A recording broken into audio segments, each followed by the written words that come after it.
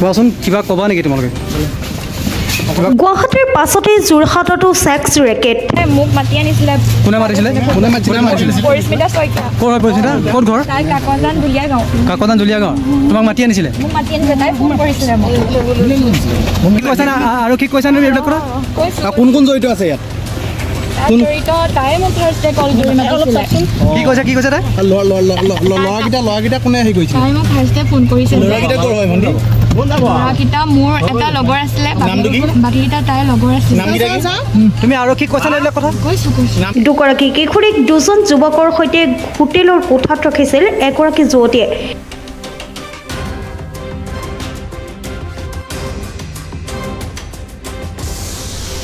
দুই কিশোৰী উদ্ধাৰ যুৱতীসহ তিনিজনক গ্ৰেপ্তাৰ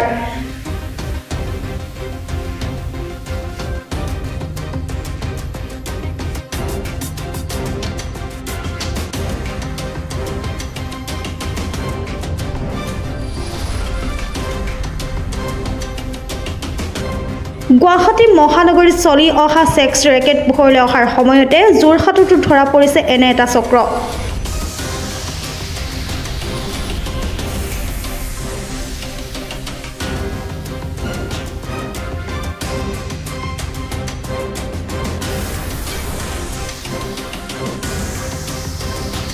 গাঁৱৰ দুখীয়া পৰিয়ালৰ দুগৰাকী কিশোৰীক প্ৰলোভনেৰে আনি যোৰহাট নগৰৰ অজন্তা হল বাইপাছৰ ওচৰৰ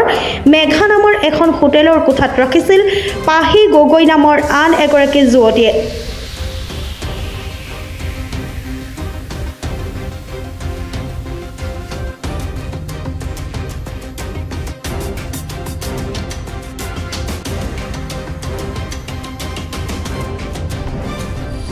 আৰক্ষীয়ে হোটেলৰ কোঠাৰ পৰা দুই কিশোৰীক উদ্ধাৰ কৰে আৰু যুৱতীগৰাকীসহ দুজন যুৱকক গ্ৰেপ্তাৰ কৰে গ্ৰেপ্তাৰ কৰা যুৱক দুজন হৈছে ৰিংকু হাজৰিকা আৰু পল্লৱজ্যোতি শইকীয়া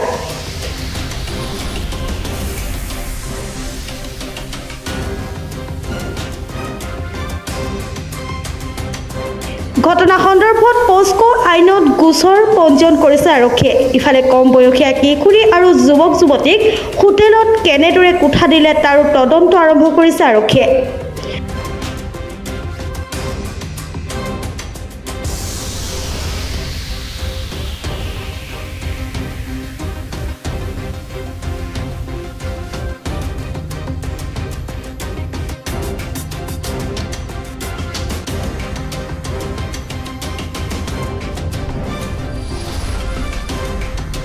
যোৰহাটৰ পৰা বিকি নৌকা ৰিপৰ্ট টাটা টাইম ডিজিটেল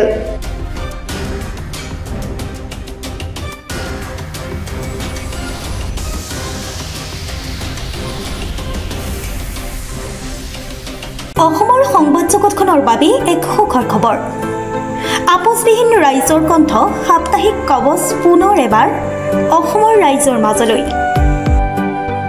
স্বত্বাধিকাৰী প্ৰণীতা কলিতাৰ দ্বাৰা প্ৰকাশিত আৰু আপোচবিহীন একাংশ নপুৰণি অভিজ্ঞতাপুষ্ট সাংবাদিকৰ দ্বাৰা প্ৰচাৰিত তথা eco printing press Guwahati Katabari গড়চুকত মুদ্ৰিত সাপ্তাহিক কবচ এতিয়া অসমৰ বিভিন্ন প্ৰান্তত উপলব্ধ আমাৰ ঠিকনা মুখ্য কাৰ্যালয় অসম ফৰেষ্ট স্কুল হৰি মন্দিৰ পথ গুৱাহাটী আৰু উপ কাৰ্যালয় Kalita market Bijoynagar Kamrup Assam mobile number হৈছে 9435114666 7002472813 আমাৰ ইমেইল আইডি হৈছে kobos2025@gmail.com